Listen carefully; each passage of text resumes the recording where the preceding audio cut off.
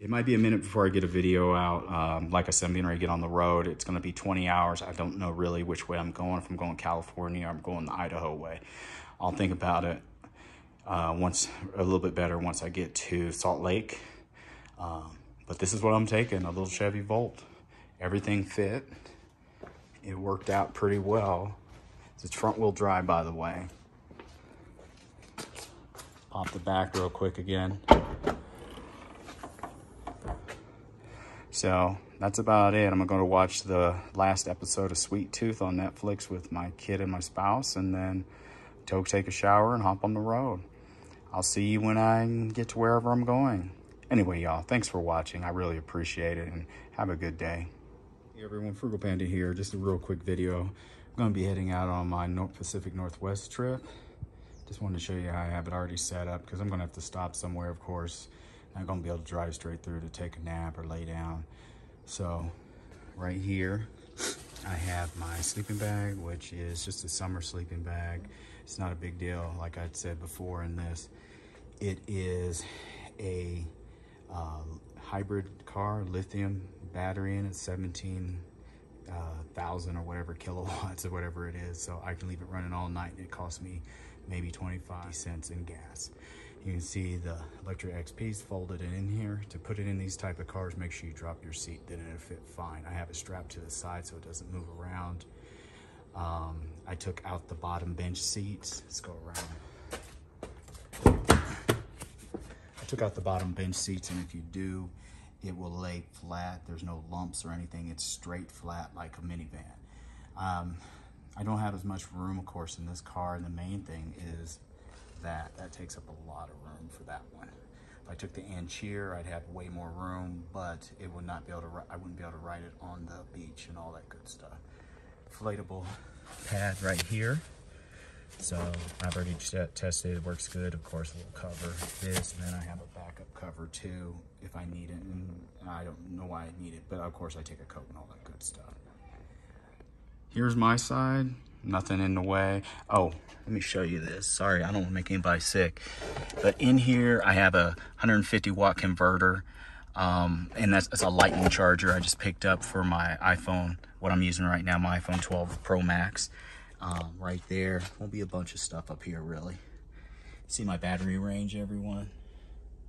I don't know, 42 is fully charged. Ready to go. Another thing of water. Not much going on here. Oh, forgot. My flashlight. One of my flashlights. Here's my toiletries and my clothes. There's just miscellaneous stuff for snacks.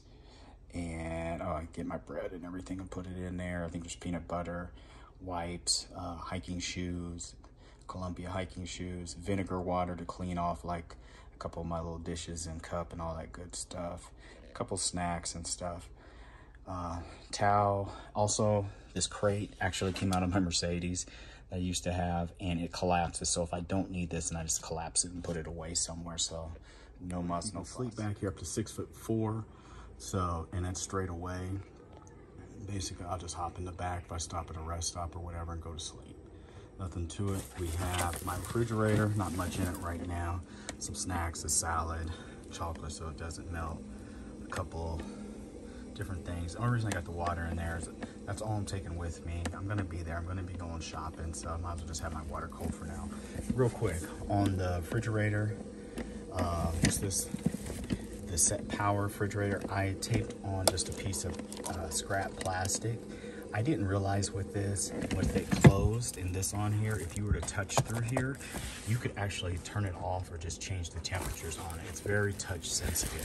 So I put this on here to stop that from happening. And I don't even know what this is from. It was just a piece of junk plastic I had off of something I was getting ready to throw away. So anyway, it's powered right there by the Jackery, which is sitting right there. It's already plugged in. It'll be fine once I start the car and everything's at 81%. And I also have it lower too, so it's using more juice, but it's been plugged in for about an hour at a lower setting. But like I said, once I start it, it'll be fully powered up and all that good stuff. Right now, it's working pretty good. It's also hot out here. See my shoes right there? This is just for the trip. You know, maybe I rearrange more when I get out there and all that good stuff, but hey, it works right there. You see the Velcro on both windows and all that good stuff. I have all that because I have window covers that just stick on here, and it worked really well. Thinsulate, I think it's the Thinsulate, the silver stuff, the roll. Made it and put a little bit of fabric on it. They look ugly and they work. And they show you the curtain real quick. Let me unravel it real quick. As you can see, I just have it wrapped up with this right here. See if I can do it one-handed. Let's back up a little bit. Whoops, sorry guys. Let's back it up a little bit. Before I do, so how I would do it, I take this, it's just a good old shoestring. It goes across, there's another hook on the other side, wrap it, tie it off real quick. That's one. And then there's another one, same thing. It would wrap right there or there. And the reason I would do that is once I slide it across, I'm trying to do it one-handed, everyone, I apologize. And just like that. Trying to do this, there we go. Let's move it over. And then it go over the back. Of course, I don't have the strings up or anything, and that's what would lift it up like that and keep it off the ground, and then it would fall back underneath there. But I'll show you what it looks like just like that. Let's say I wanted to run in somewhere and I had all my stuff in here, or more importantly, my bike and stuff. I'll show you what it looks like closed.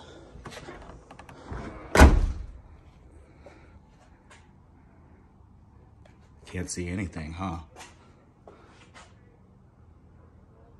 That's pretty good, actually.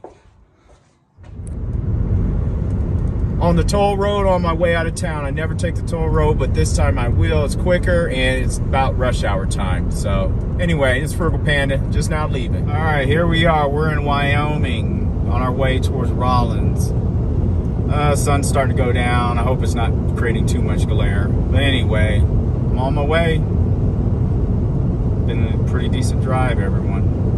Hope, apologize, my window's dirty, but you know how it is when you're driving across the country. Anyway, everyone, here we are in Idaho. I think about 100 miles or so from Boise. Drove to about 2, nothing to see. It was just dark, and then went to a rest stop before I think Evanston or Twin Falls, and went to bed for about 3 hours or so. Slept in the back of the vehicle. Anyway, Idaho.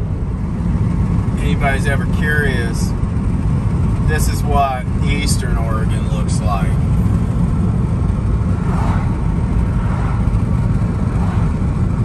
That's basically it. It takes longer here because the speed limits are only 5. So you can get here fairly quick, but once you hit Oregon, it drops to 55 because of the type of highways they have. The last part can be kind of hard if you're tired or anything. Luckily, I went to sleep last night a little bit, so I'm fairly good. I hope you guys will hear me. I got the window down. I apologize. I didn't realize until I started recording. Anyway, I'm going to throw all this together, throw it up on YouTube. Anybody's ever curious. It kind of almost reminds me of Indiana, but there's mountains here and big hills and stuff. Yeah. Here's what it looks like about 10-15 miles outside of Bend, going into Bend. As you can see, it goes from the farmland. I don't know if I got a picture of the other part that's mostly like kind of desert, like pretty in its own way, the Oregon Badlands, but this is where the trees slowly start getting bigger and bigger before you get down to, or get up to Sisters and all that, and come down into Eugene and all that. So, very pretty. All right, here's a story to tell. I'm on my way just past their Sisters. So a story to tell is, I used Hotwire to find a hotel just for the night because I plan to stay in Bend just for one night, right? Well, guess what Hotwire did? Used my location, which was Bend, and I didn't pay attention, and got a place in Eugene, which I plan to spend about 2 or 3 days in anyway, but I didn't plan to be driving down here at 4 p.m. It takes about 2.5 hours to get down there. Whatever.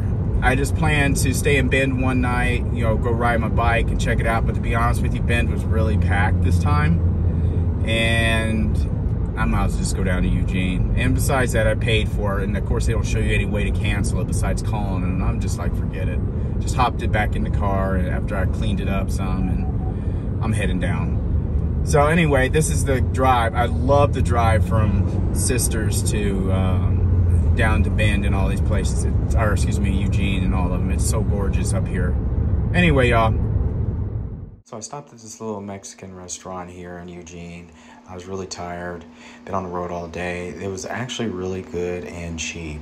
I really want to thank everyone for watching my videos, and I'll take some more footage. Thanks for watching.